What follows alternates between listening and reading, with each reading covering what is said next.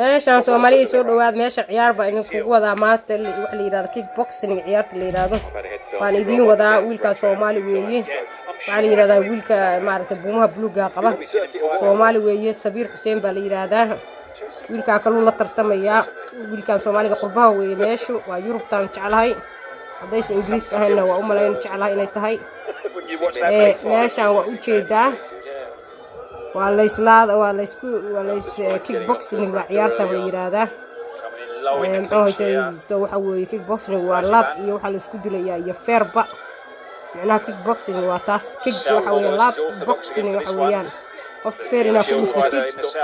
waakaas wiilkeeni Sabiir Xuseen magaciisu weeye saasa la soo xinaya laad baa la isku gelgelinayaa hadda wali waa sameeyeen hadda laakiin waxaad moodaa wiilkeen inuu ceyrsanhayo ninkan yaa wiilkeen wiil cad weeye waa iska qabtay uu suuq xoog iska qabtay yaa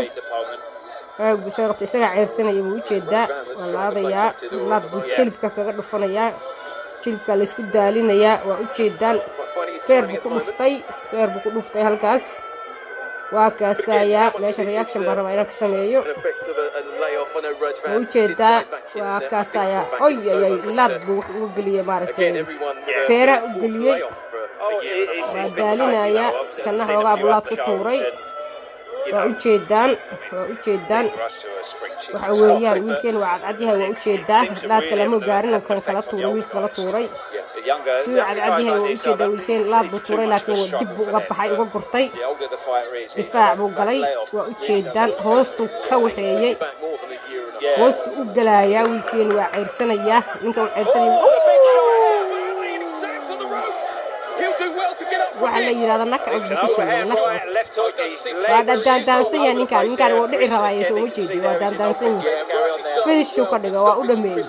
hadda waxa weey hadaan saa looga qabanin waxa weeyaan dhulku dhigaya dhulka maskaxdi waa daandaansan